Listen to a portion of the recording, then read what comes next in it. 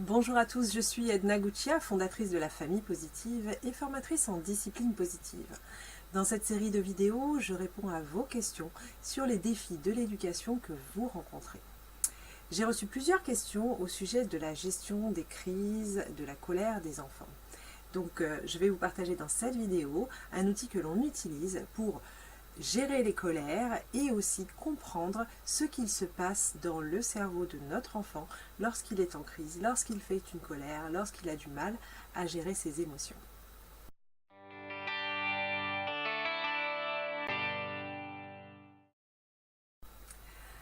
La discipline positive de Jen Nelson utilise une démonstration qui est proposée par Daniel Siegel, un neurologue américain, qui propose de expliquer le fonctionnement du cerveau lorsqu'il est sous stress, lorsqu'on est submergé par les émotions, grâce à une modélisation qui se fait grâce à la paume de la main.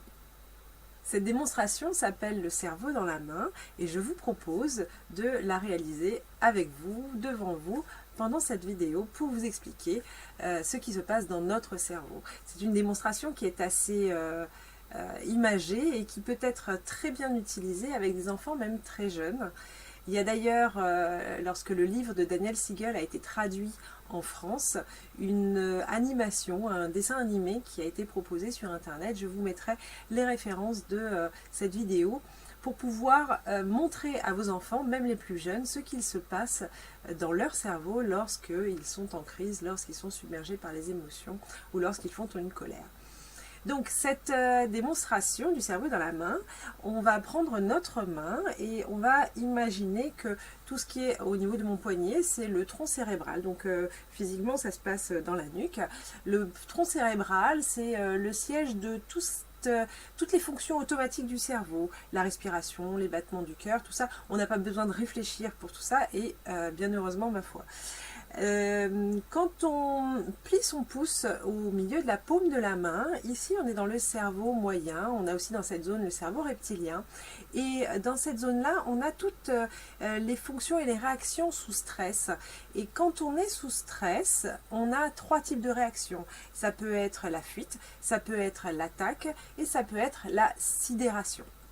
C'est ces trois types de réactions et on n'a pas besoin de réfléchir non plus pour mettre en œuvre ce type de réaction. Quand je plie mes doigts par-dessus ce cerveau moyen, on a ici le cortex, donc c'est ce qu'on a dans notre cerveau à ce niveau-là. Le cortex, ça va être tous les sens, l'ouïe, l'odorat, le toucher. Et quand on remonte par là, on a aussi les fonctions motrices, l'appréhension, la marche. Et devant, là, au niveau des ongles, on est dans le cortex préfrontal. C'est ici qui se situe au niveau de notre cerveau.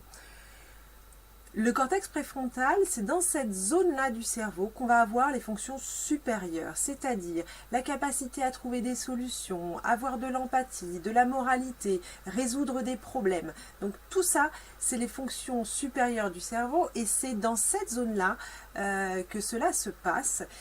Et en fait, quand on est sous stress ou quand on est en prise à ses émotions, on va pouvoir imager ce qui se passe dans notre cerveau de cette façon-là. Il se passe ça.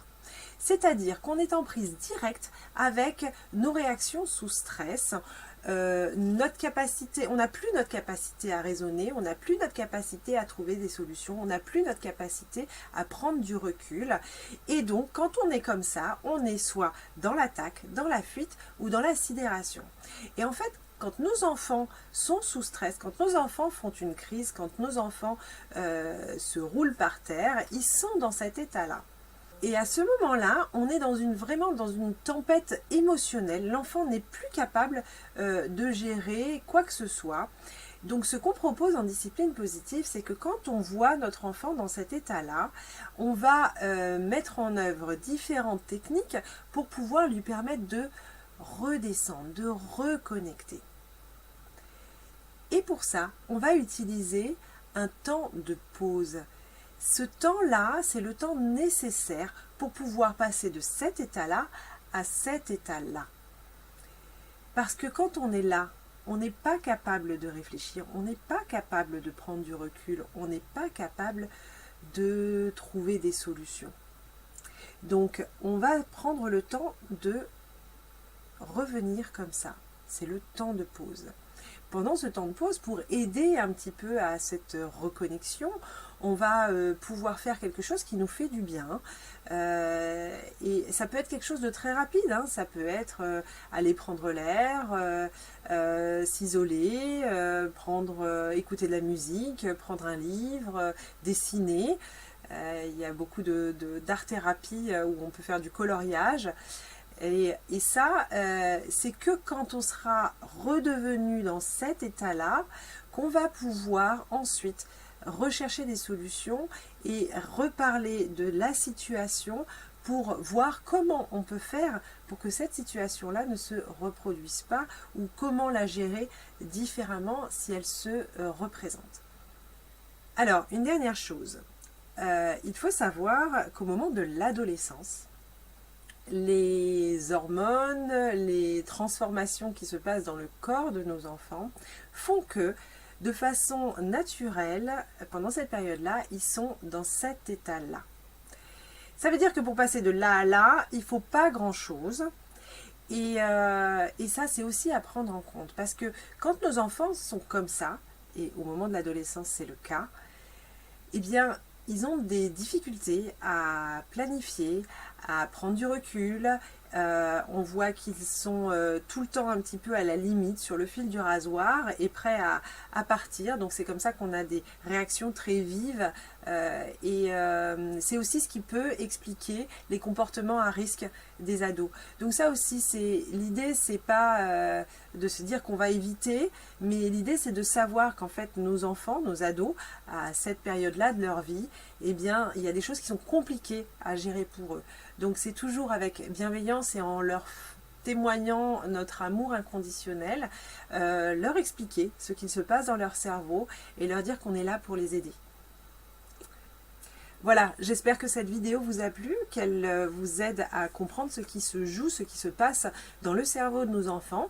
Peut-être que vous aurez envie de représenter cette démonstration à vos enfants, à vos ados. Je vous remettrai pour les enfants dans cette vidéo, avec cette vidéo, le lien pour pouvoir visionner l'animation qui a été développée pour les jeunes enfants, donc sous forme de dessin animé.